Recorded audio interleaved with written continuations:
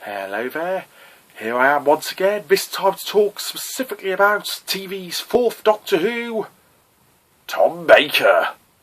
The iconic one, the big one, the one whose unfeasibly long multicoloured scarf casts a very long shadow over everybody who has played the role since. The one who came back for the 50th anniversary, the one most likely to be represented in clips of photos of the old show, the one whose tenure ended at the point the BBC basically decided all of Doctor Who went a bit crap. Anyone who remembers what the 40th anniversary was like, it was anything from 1980 onward, but got any coverage at all, was just treated as a bit of an afterthought, where things were just not as good. And if even the BBC are treating Tom Baker as the definitive article, it's no wonder the British public do as well. Big, famous actor, beloved by everybody, much like William Shatner, somebody who's created a very specific public persona for himself, to the point where you don't really know how much of it is deliberate play acting on their part, and how much it is they're just insane. Officially a great British eccentric, meaning he can get away with an awful lot.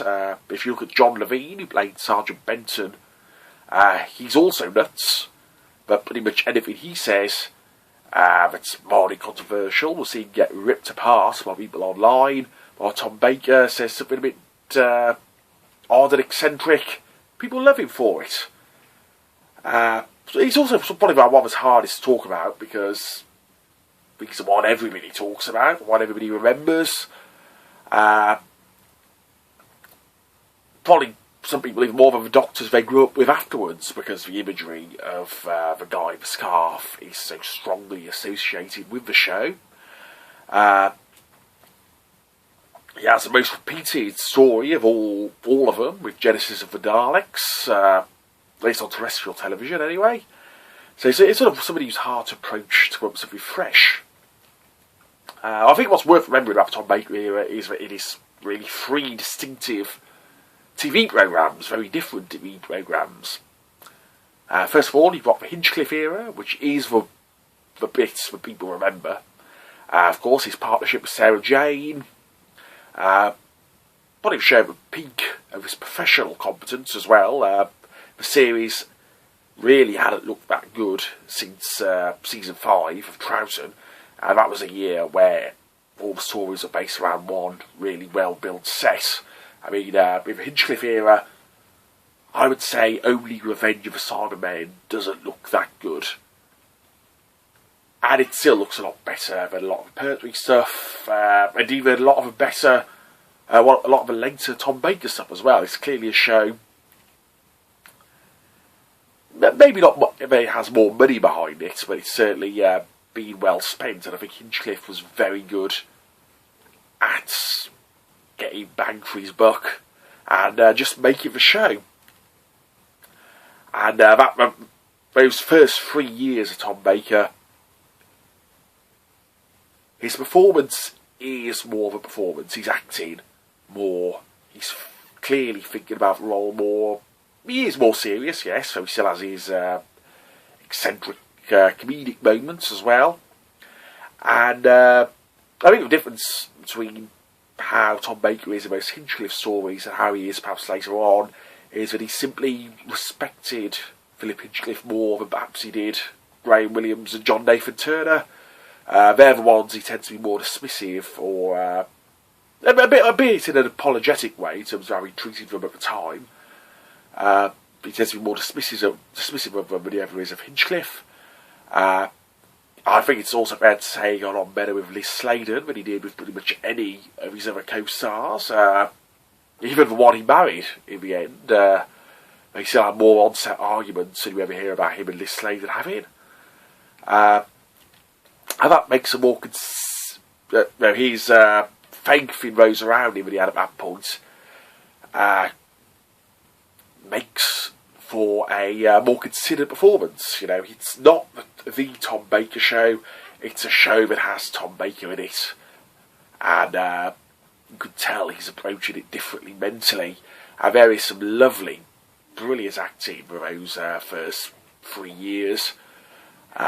Famously, the speech, the genesis of the Daleks with the 2 wires. I think that's a great showcase for Tom Baker, because it's frankly a really cheesy speech. Do I have the rights? It's sort of sixth form level philosophy, and Tom Baker sells it completely. He's utter conviction in that moment. Sort of makes you forget that the end of that scene is a bit of a cop-out, where he doesn't have to push wires together. He sort of comes up with a moral dilemma and then does not have to solve it. Sort of his final speech at the end of the story, where he's saying about how it was good that he didn't do it, that only comes after it becomes impossible for him to do it. So it feels more like a trying to get some good out of a failure rather than a deliberate moral decision. So really, that is a perfect Tom Baker moment just for the acting. But also the writing is very strong for those first 3 years as well. You get the big iconic stories, yes. There are a lot of genre spoofs and remakes of the classic horror films, but they're done with style, and they're well thought out. And Robert Holmes, as a script editor, of course, deserves an awful lot of credit for that. Clearly, no lot. When you look at the behind-the-scenes stuff, he was doing a huge amount of rewriting. I think he ends up with more written stories during his term than just about any other script editor on the show. Certainly, but many more than Terrance Dicks had during his 5 years, which was none. So he's putting the work in, rewriting scripts from top to bottom to a point where they end up putting his name or pseudonym on them, or reworking stuff just a lot anyway. He's pushing the writers, he pushes Terry Nation to deliver his first genuinely good script since he returned to the show with John Pertwee. He pushed Terrance Dicks to deliver one of his best scripts with the Reign of Mobius, being there that caused a brief falling out between the two of them. Robert Holmes is... Well, yeah, some of the other script editors do push their agendas onto the series quite hard. Chris Binmead being a notable example, of course, and but Robert Holmes did it better than any of them, and he probably the hardest working script editor the show ever had, and you could tell from the finished results. Glorious stories, Genesis, Ark in Space, Pyramids of Mars. It's quicker to say the ones that don't really work from those 3 years, which are Revenge of the Cybermen and Android Invasion. Even something like Robots, which made by the previous production team, is more interesting because of Tom Baker being in it. It's a John Pertwee story. It feels completely unlike anything from the previous season, though, just because you have this new, fresh, exciting actor ripping the style of the show up arse just for his presence. There were controversies about the Hinchcliffe era, of course, about the violence that ultimately led to his sacking. And, it's fair to say that Mary Whitehouse, and I think it was Lawrence Miles who pointed out that whilst she was attacking the Philip Hinchcliffe era, Mary Whitehouse gave an award to Jimmy Savile for his services to children. So that sort of says everything you need to know about her. Did the show cross the line in terms of violence at that point? I would say mostly not. I think there's a couple of bits in the Seeds of Doom that weirdly I don't think she ever actually complained about, but I think are far worse than any of the stuff that does get mentioned when people talk about the horror content of the show. There's a bit in the Seeds of Doom where Tom Baker sort of does a neck twist on Boise from Only Fools and Horses that is incredibly dodgy for children's television. But generally, a lot of that was very much exaggerated.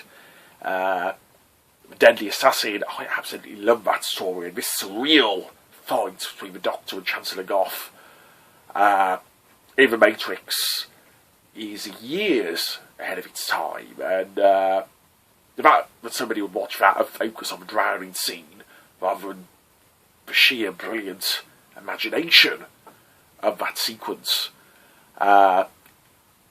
is baffling to me. Talons of Weng Chang does have what is, by modern television standards, some fairly horrific racism. Not so much in the writing, it has to be said. I think the writing is fairly sympathetic towards Chinese characters. You've got a very well written Chinese villain. The casual racism of the Victorian period is treated with some disdain. You've got a fantastic line of "I gather we all look alike," which is an incredibly bitter and sophisticated bit of writing. And tellingly, the Doctor, the only character in that story with a modern outlook, is not at any point racist. But of course, you've got the casting of a white guy as the lead Chinese villain that completely undoes it. I mean, it's handled better when you see a lot of TV programmes of that period. The New Avengers episode, the title of which I have perhaps blissfully forgotten now, where a fat white man doing a Baron Grimback voice is supposed to be Japanese, is one of the single most embarrassing example of blacking up, also as yellowface, is the correct term for this, that I've ever seen on television. But Talons has dated quite badly in that regard, but which is a shame, because it's otherwise a really good story and a really strong end to the era. Of course, Louise Jameson has drawn the show at that point as Leela. Character was obviously quite hard to write for, because pretty quickly into the Williams era, the character loses a lot of the direction she had, and ends up being written very oddly in a lot of places. But I think Talons is probably her peak as a character after her great introduction in The Robots of Death. But there's that sort of the best, lovely bits in Talons where, because normally the primitive, savage character would come to civilization to be educated and learn our ways, which is a big thing with Leela generally throughout her time on the show, her education.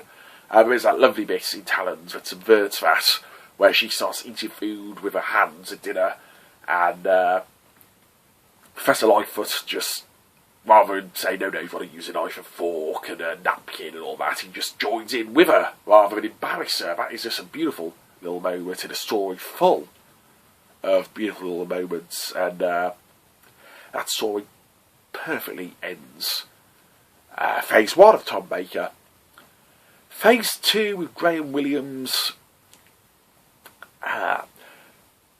There's some very, very good stories of the Graham Williams era, including possibly my favourite Tom Baker of all of them in City of Death. I know that's a fairly predictable one to have as your favourite, but it is glorious.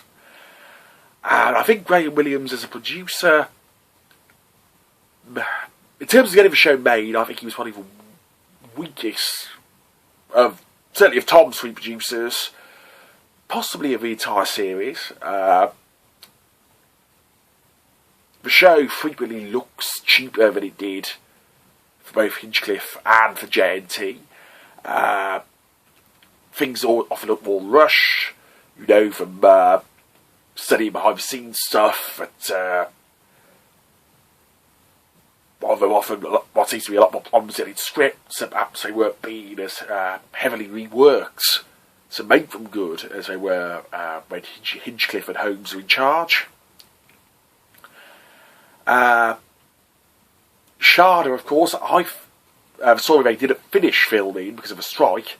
Now, obviously, Doctor Who had problems with industrial action both before and after that, but I do not think Sharda would have happened under any other producer. In fact, they would have had to stop filming it halfway through. It certainly would have happened in Hinchcliffe. It certainly would have happened in the JNT. And JNT probably strikes as well that he was either able to work things so as to finish the story, as happened with Enlightenment and Great Sherman Galaxy, or he simply, upon realising this was going to happen, didn't start making the story, as with the original version of Resurrection of the Daleks. And sort of, we get halfway through making it, so no, it's now not going to happen.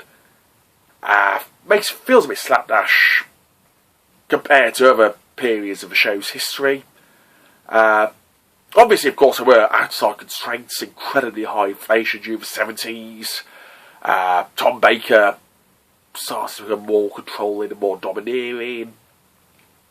But it still feels as if Williams wasn't quite as on the ball with making the show as his counterparts. Despite the fact that all accounts being a very nice man and he did do some good work on the show, but I think it's sort of telling that the two companions who departed during his time on the show, Leela and the First Romana, no thought whatsoever was put into their departure. Ali Bay handed him their notice, and he just sort of vaguely hoped he'd be able to persuade them to change their minds. So poor old Leela gets whistled out at the last second of the invasion of time, and Romana 1, they have to throw something in at the start of Destiny of the Daleks to explain her new face.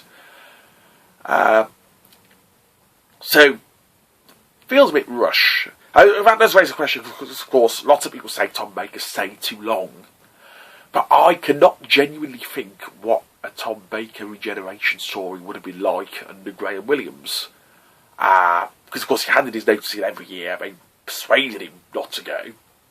If he'd have accepted it, would they have put the effort in to come up with a really good final story? It would have been a case of, well, probably he might change his mind, we'll come up with something on the day if he doesn't.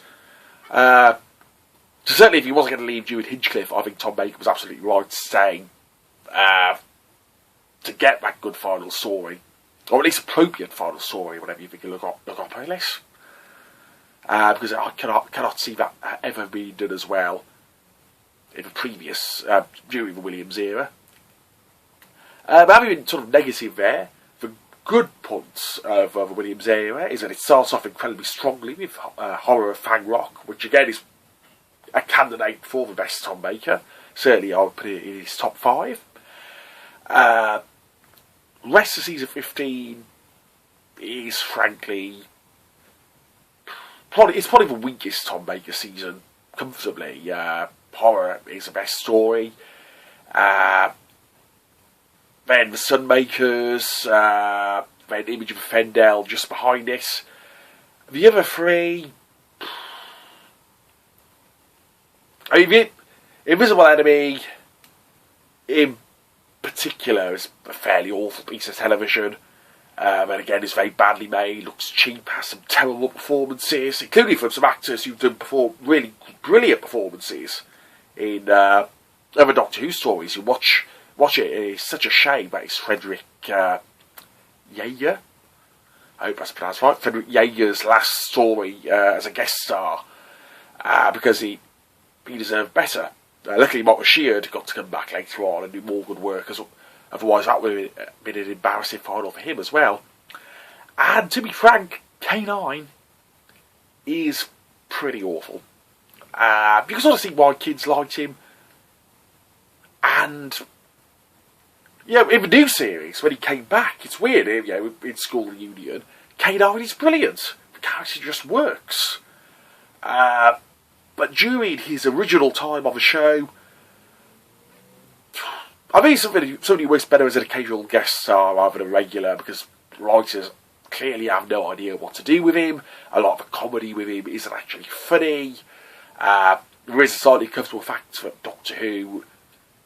No, I don't consider Doctor Who a pacifist, and the Tom Baker version is actually surprisingly violent during this time. I would say more so than John Pertwee, because John Pertwee looked ludicrous during all of those martial arts stuff. Tom Baker will bash heads together, throw people about. But even that he's quite a physical doctor. The idea of Doctor Who having a gun with him is slightly uncomfortable, even if it's a gun that only stuns people most of the time, and that becomes quite a lazy get out of scenes.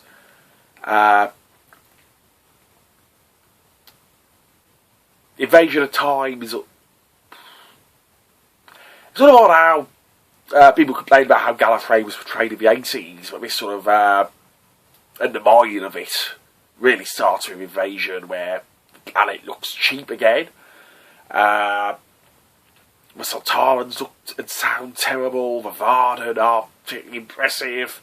It's sort of a story that's based on a twist that the rubbish villains are in fact a front for slightly less rubbish villains, and just doesn't work. And it's a shame Neela left at that point and never got to do the Five Doctors or anything like that to give her a better send-off. The Key to Time season works better. Generally it's a little more solid, more thought out. Rybos Operation is a great story. The Pirate Planet is nearly a great story. All the stuff with the actual pirates is fantastic. Got a great, over-the-top, brilliant performance of pirate captain. It's probably the best K9 story, because him having this evil robot pirate counterpart works extremely well. It's just all the stuff with the Tomorrow People style telepaths that is pretty awful. The two David Fincher story, David Fincher, yes, his classics. David Fisher, sorry. The two David Fisher stories are great fun, especially Androids of Tower. It's just an absolutely lovely piece of television. It only falls apart at the end of the season with Power Kroll. If that had been the last Robert Holmes story, I do not think he would be as rightly well remembered as he is, because that would have been a fairly sour way to go out on as a writer. And the Armageddon Factor. Well, the other thing about the Ray Williams era is that he really tried hard to do big end of season stories, as in not just when it's a six-parter, how they're going to stick it at the end of the year, which is basically what the end of year Hinchcliffes were. There's a real attempt for all three of Ray Williams' final season stories to do a big, important story. And it's bizarre that they would not save any money to make that big final story as big as it needed. Invasion of Time looked terrible. Again, there was an industrial problem there that affected that. Armageddon Factor has no money to it, and they've clearly put no force into how to actually end the whole story arc of the season with the Key to Time either. I want the same sort of thing would happen later with Trial of Time Lord. They're making up the climax on the spot, making it a bit unsatisfying. Of course, the irony is, for his third year, obviously Ray Williams had learnt his lesson finally, and they did a couple of cheaper stories towards the end of the season, specifically to have a decent amount of money for the big final, and then Charlie got cancelled halfway through, which is a shame. Season 17, this is where Tom Baker really, this full self-indulgence has set in, and it's still a watchable show, because Tom Baker being self-indulgent and not really trying, and he's just pissing about, he's still incredibly watchable. He's a hugely charismatic actor. He's one of the sort of actors who really annoys other actors who sort of study their lines and think about their parts and their motivation, because of course famously Tom Baker doesn't read the whole scripts, only reads his bits. Turns up, has a bit of a laugh, plays every scene based entirely on what mood he's in at the time. That's probably true of his entire time of the show, but certainly for his last 3 or 4 years. When you're watching a story, you could tell exactly what Tom Baker was feeling in real life whilst you're watching it. So certainly season 17 and season 18, you could tell the ups and downs of his real life relationship with Lalla Ward as well from watching the stories. The season 17 does of course have City of Death. Glorious television. Looks fantastic. Stands up well today. Brilliant performances. the rest of the season, though, is just sort of okay. Nightmare of Eden is comfortably the weakest story of the whole season. But again, there's the irony there, after years of Bob Baker writing stories that were clearly impossible to make on a Doctor Who budget, and nobody telling him this. Finally writes a script that is doable, and then all the behind-the-scenes problems of that story, including the sacking of the director, means that it still winds up looking fairly awful in just about every respect. But Creature of a Bit's good fun. Destiny of the Daleks is okay, though it's all the comedy bits and Douglas Adams added afterwards that make it worthwhile, frankly. I like the regeneration scene for Romana. It's silly, but it's sort of good fun silly. Hordes of Nymon has one of the all-time great over-the-top performances. That is just Graham Crowden. There's a man who is determined to outact Tom Baker, and he succeeds. Staggering stuff.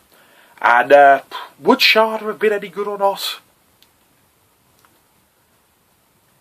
Frankly, I think the other versions of Sharda over the years, book, the Paul McGann version, even Dirk Gently, they probably do the ideas better than what we have of Sharda did. Certainly I think the Paul McGann one is actually much better cast, the audio version. A lot of the performances in the TV version of Sharda aren't actually that good. The actor plays Kangra. You can tell in terms of who they cast and how it's written. Basically, they wanted Julian Glover again. It's clear. So somebody really sounds to me thinking, hey, people like the scar off. Let's just do that again. But the performance isn't anywhere like as good. Also missing sort of a big final to that story, so we'll never know what Sharda itself would that have worked.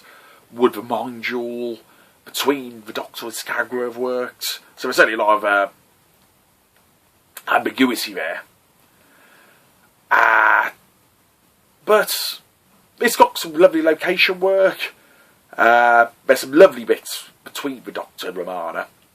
And it's kind of a shame it didn't get made, because it's all really the first story since City of Death where it feels like the Doctor is playing a properly central role in it as well. A lot of the other season 17 stories feel more like the Romana show, where she's the one driving the plot, whilst Tom Baker is just having a laugh, mucking about in the background. And it feels like there was less of that in Sharda. And I certainly feel that it would have provided a smoother transition into the John Nathan Turner era, because there was some money spent on Sharda. It's got continuity references, old clips being used.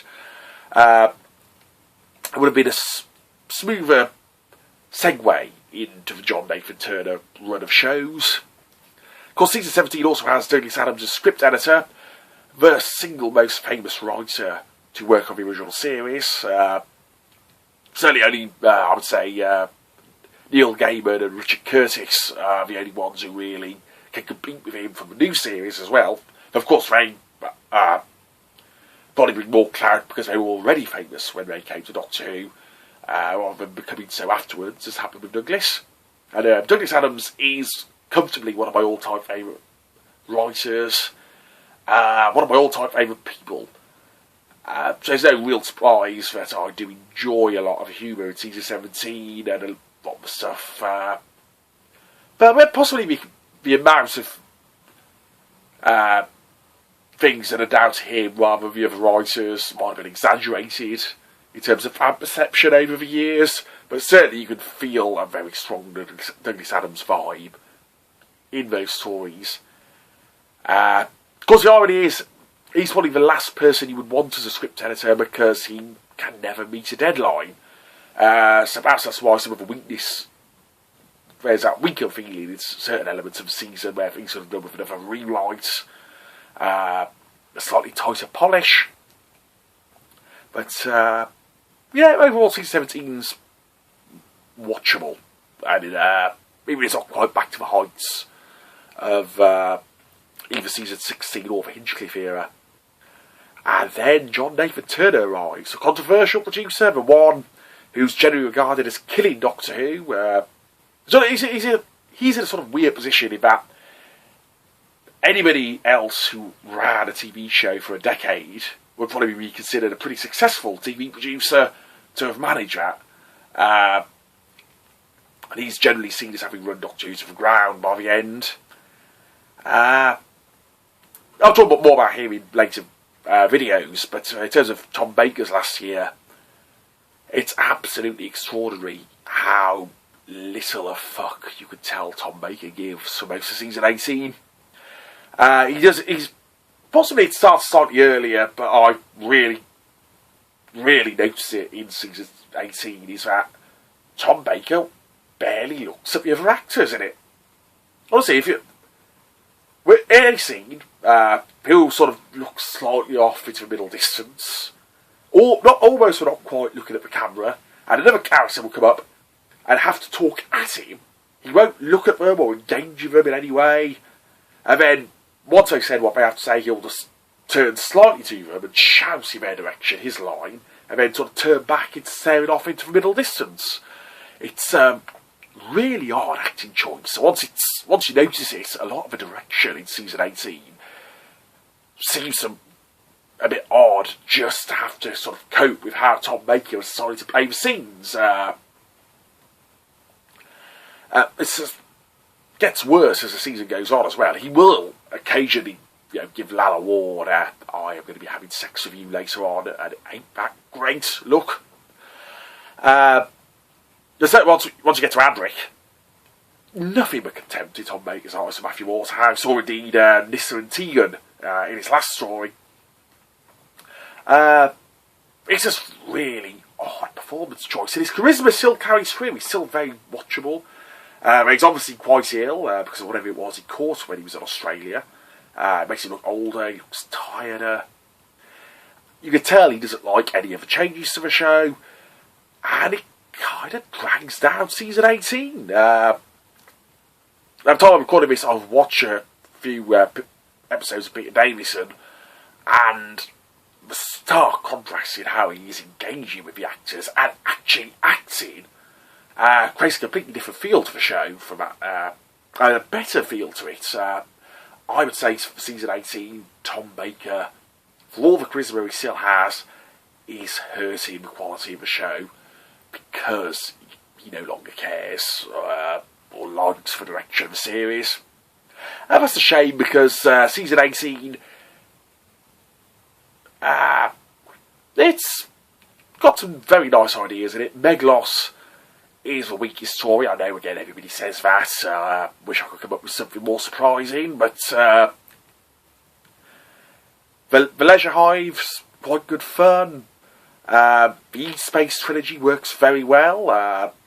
State of Decay, ironically, is probably the best story of the whole season, despite being a whole lot over from Williams. And the sort of start of the attempt to write out the Fourth Doctor with Keeper Clark and Logopolis is extremely well done. And people will often complain about the continuity of the John Nathan Turner era, but bringing back the Master works extremely well, because of course it's not like they're bringing back a one-off villain from 15 years earlier or whatever. Monster was only in the show a couple of times, which is something that will happen as the John Nathan Turner years go on. The Master was a main regular character for 2 or 3 years. He was a big part of the show. Bringing him back has genuine weight to it, even after his 5-year absence, and of course even longer since he'd been a main part of the show. And Anthony Ainley is extremely good as Trinas. I mean, obviously he's my Master from my childhood, so even though I think Roger Delgado is far better as a Master, I still have a lot of time for Anthony Ainley.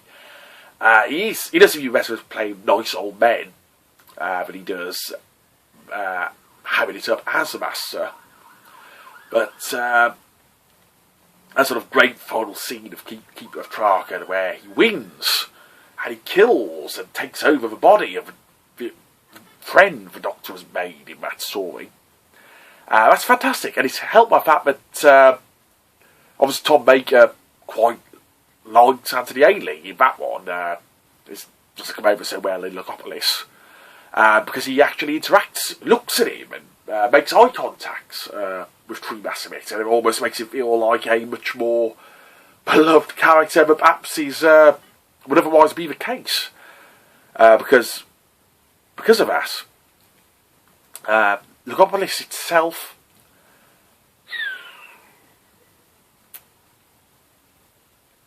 one of the problems with season 18 is that it feels like the episodes are struggling to fill their runtime. They have very long recaps. There's an awful lot of episodes that don't manage 25 minutes even with long recaps. For that the show is supposed to have more pace at this point, a lot of it feels quite languid, as if the directors are deliberately slowing the pace so that the episodes will be long enough. And Logopolis suffers slightly from that. There's a lot of the very long TARDIS scenes that will come to define the Eric Saward era. There's a couple of episodes for plot to really kick off properly, and you've got that strange idea of dropping the TARDIS at the bottom of the Thames as well, laying in all the water, which is just bizarre. But what that story does have is a fantastic funereal atmosphere.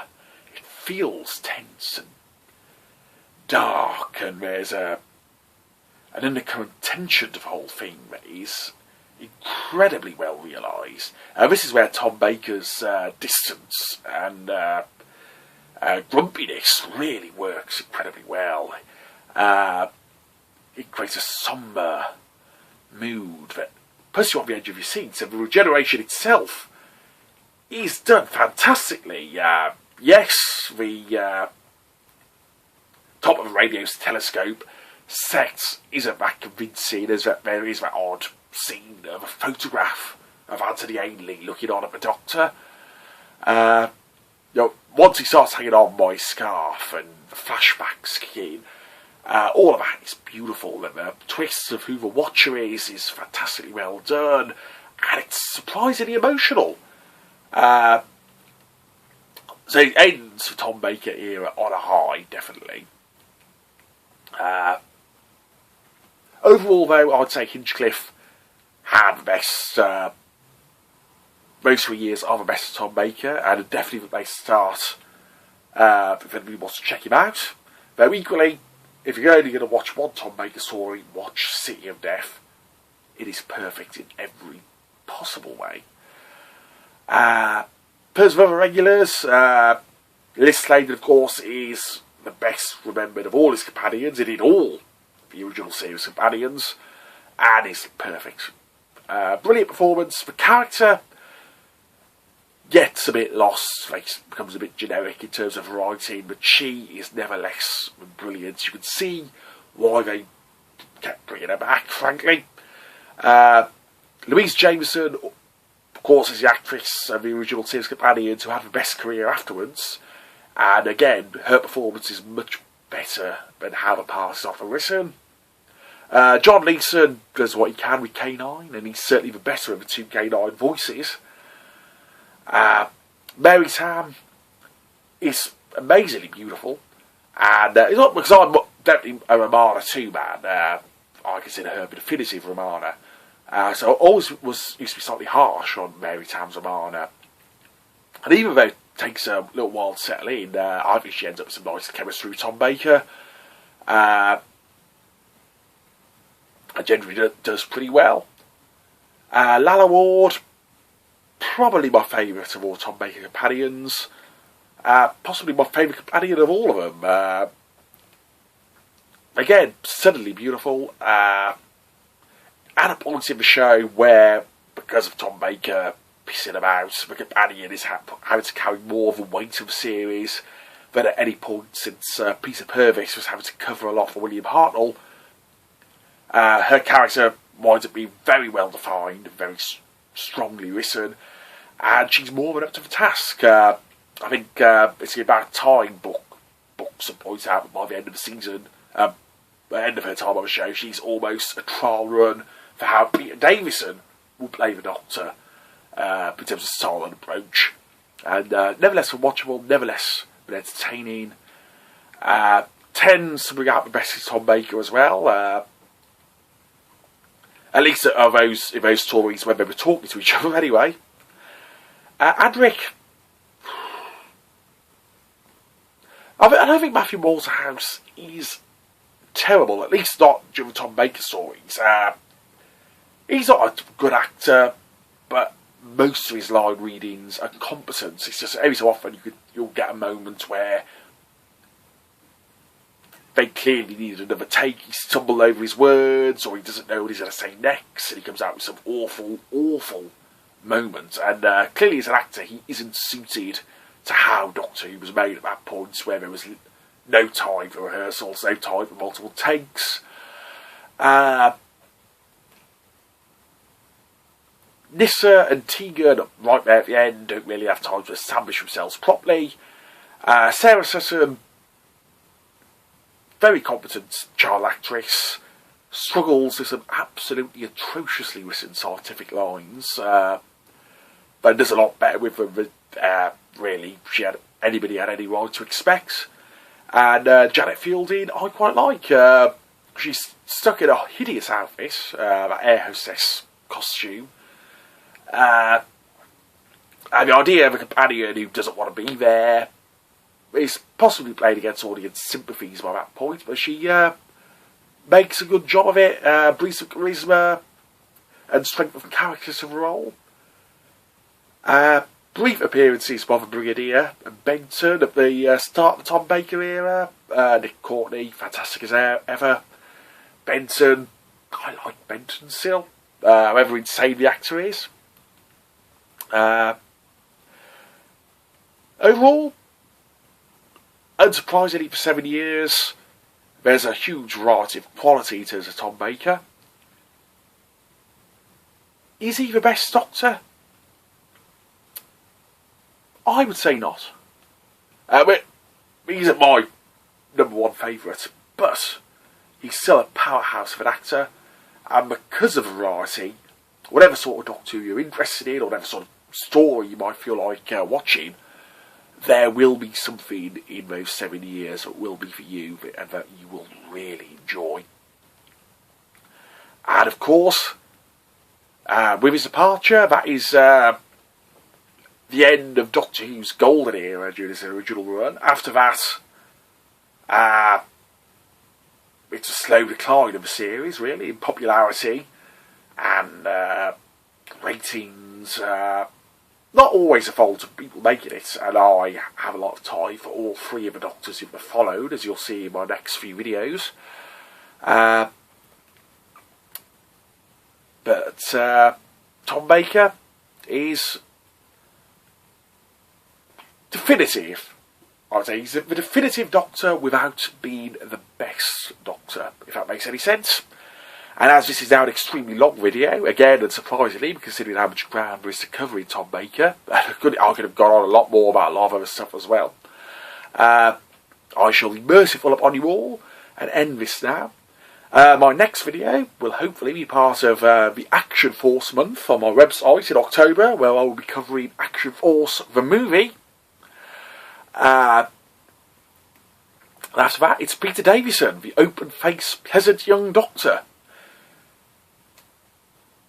How does he stand up after the 7 years of Tom Baker? Well, you'll find out in a couple of months. I'll see you soon.